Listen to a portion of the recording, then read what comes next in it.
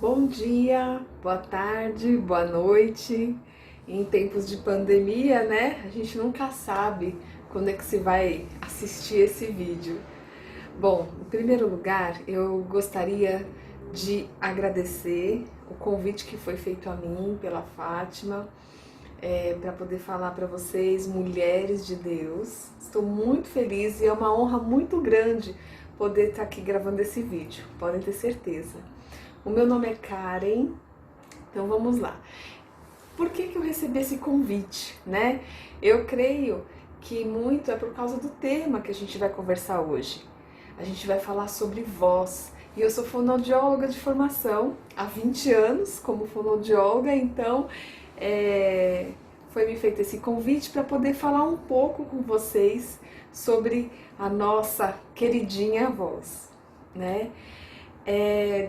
A gente se comunica de diversas maneiras, né? Por gestos, por sinais, por expressão corporal, expressão facial e pela fala, com a nossa voz, né? E um dos aspectos mais importantes nas relações interpessoais é justamente a comunicação oral, que se dá por meio da fala. A voz traz a identidade de uma pessoa. Então, a voz, ela também depende de um contexto psicológico, emocional. Então, logo a gente percebe quando uma pessoa está triste, quando uma pessoa está alegre, porque a intensidade, dizendo melhor, da voz, ela altera, o ritmo altera, o modo, né, de falar altera, o modo como a gente articula os nossos fonemas também altera. Então a gente, quando conhece uma pessoa, você está lá falando pelo telefone, logo você já identifica por que você está triste, né? Ainda mais uma mãe que conhece seus filhos, por exemplo, sabe exatamente, só pelo ouvir a voz, como é que a pessoa está, não é mesmo? Tem também um contexto social, né? O uso informal ou o uso formal dessa voz. Então, se a pessoa ela é um profissional da voz, um professor, um orador, um cantor, né? Então, dependendo do uso dessa voz, ele vai estar impostando e falando, se posicionando de uma maneira diferente. Diferente de uma conversa natural, quando eu estou com um amigo, né? A postura, o ritmo, o modo de falar é outro. Até o linguajar muda, não é verdade? Um outro contexto que nós alteramos a nossa voz é o contexto cultural, né? Então, dependendo de onde a pessoa vem, o histórico da família, né? Qual a região que ela mora, a utilização da voz, o modo de falar é diferente. Vou dar um exemplo. Eu moro na Moca. Como vocês sabem, a Moca foi, algumas décadas atrás, o berço dos italianos. E até hoje tem ali resquícios de alguns senhores e senhoras italianos. E um dia eu estava dirigindo meu carro, parada no farol, quando de repente eu ouço uma gritaria. Era um senhor gritando com outro senhor e gesticulando, usando as mãos e falando assim. E eu, gente, que briga é essa que está acontecendo? Quase que eu parei o meu carro para ir lá tentar ver o que estava acontecendo e de que jeito que eu ia poder ajudar. Mas na realidade, quando eu me dei por conta, eram apenas dois amigos italianos conversando, né? Então é muito diferente o uso da voz dependendo da sua cultura. Agora eu quero fazer uma pergunta para vocês. Vocês sabem como a voz é produzida? Então vamos lá. Imaginem vocês um instrumento de sopro. Pode ser uma flauta, pode ser uma gaita, pode ser uma trompa, o que vocês quiserem. O ar é o suprimento de energia. O instrumento é a fonte do som, né? Que por meio da estrutura do instrumento e da articulação que vai ser realizada ali na relação com o instrumentista, vai sair aquele som desejado. A voz ela é um pouco parecida.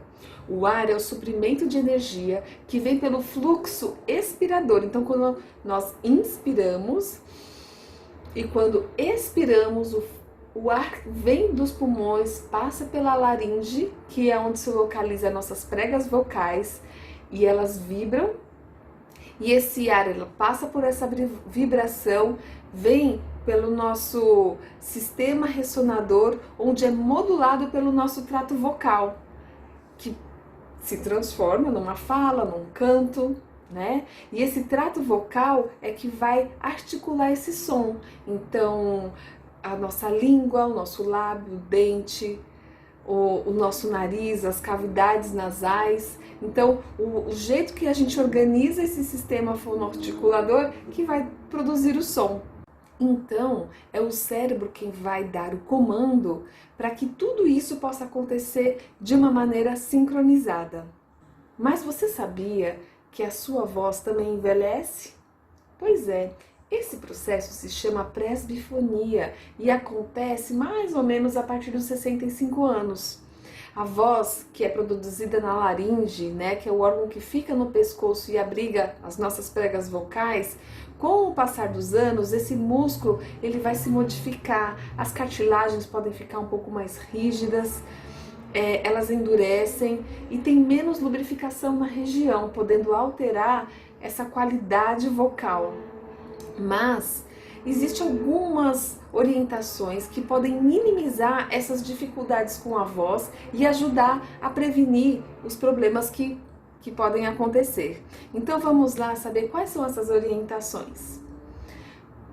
Uma fala mais solta, fácil, né? Então a gente evitar de gritar, falar sem esforço, evitar competir com a voz de outra pessoa falando mais alto, se preocupar em não ficar falando e conversando em ambientes muito ruidosos. É sempre bom lembrar também que o grito se trata de uma falta de educação ou de um nervosismo, né, que a pessoa está ali passando no momento. Uma outra maneira da gente poder prevenir problemas com a voz é evitar falar durante exercícios físicos, por exemplo, numa caminhada intensa, numa ginástica, numa hidroginástica, né? E quanto mais eu articular a fala, quanto mais eu mexer a minha boca para falar, melhor vai sair esse som, né? Então é importante a gente falar em ambientes iluminados para que o outro possa ver os nossos lábios também, para poder entender melhor a nossa fala, porque as pessoas se utilizam também da visão para poder entender o que o outro está falando. É claro que nesse momento de pandemia, com as máscaras, as coisas se dificultam, mas a gente não vai usar máscara para sempre, não é mesmo? A gente também precisa verificar a necessidade de uso ou condições das próteses dentárias e das próteses auditivas, né? Então, uma prótese dentária mal ajustada, ela pode atrapalhar na articulação dos fonemas, ela pode enrijecer, né, a mandíbula. Então é importante que essa prótese esteja bem ajustada, porque ela vai interferir também na voz do indivíduo. E a questão do uso, da necessidade ou não do uso de um aparelho auditivo, tem muito a ver com a comunicação humana, porque assim como a gente tem, né, a presbifonia, a gente também tem a presbiacusia, que é a perda da capacidade de ouvir ao longo do tempo. Então eu vou envelhecendo, eu vou perdendo visão, eu vou perdendo audição, eu vou prejudicando também, eu vou perdendo a qualidade da fala. Então é sempre importante o idoso ou a família do idoso prestar atenção se está tendo alguma dificuldade de ouvir, porque a pessoa que vai perdendo a audição, ela tende a se comunicar menos, ela fica com vergonha de perguntar sempre o que a pessoa disse, pedir para repetir. Os familiares ou amigos tendem a evitar se comunicar com aquela pessoa porque acha que vai ter que ficar explicando diversas vezes, então atrapalha demais, né, nas relações interpessoais dessa pessoa dentro da sua própria casa. Então é uma coisa que a gente tem que sempre prestar atenção. Um outro fator que a gente que pode nos ajudar também com a nossa voz é fazer atividades que estimulem o uso da voz, como conversação, como canto. É claro que utilizar da maneira correta. Eu preciso aquecer a minha voz, eu preciso desaquecer. Tem exercícios que vocês podem fazer de articulação, de respiração, que vão ajudar aí numa voz de melhor qualidade. Beber água pois a água ela hidrata o corpo e faz as pregas vocais funcionarem de uma maneira melhor, muito mais livre. Então a hidratação ela é fundamental. Manter a alimentação saudável, isso também vai ajudar a prevenir os refluxos, que são tão prejudiciais para a corda vocal. Nós devemos também evitar o uso de chocolates, derivados de leite, antes de uma fala, antes de um canto, antes de você utilizar a sua voz. E procurar se alimentar, por exemplo, comer uma maçã, ao invés de comer uma banana, que vai deixar a sua fala, a sua saliva muito mais pastosa, né? Então uma maçã, ela é adstringente, ela limpa, ela fluidifica o nosso organismo e deixa a nossa saliva muito mais fluida e inclusive ajuda na nossa articulação, né? Para você morder, faz o exercício de mastigação, então tudo isso acaba contribuindo na hora de a gente poder usar a voz.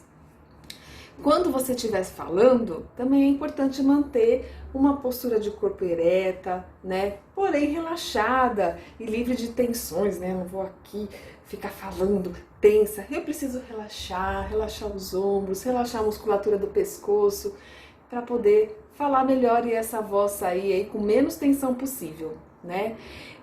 Os exercícios de articulação, de vibração, ressonância, sempre também vão ajudar a produzir uma fala mais solta, mais leve e livre de tensão no falar. Então, se você é profissional da voz e sente alguma dificuldade nisso que eu estou falando, é sempre importante você procurar ou um fonoaudiólogo ou um otorrino para poder te ajudar.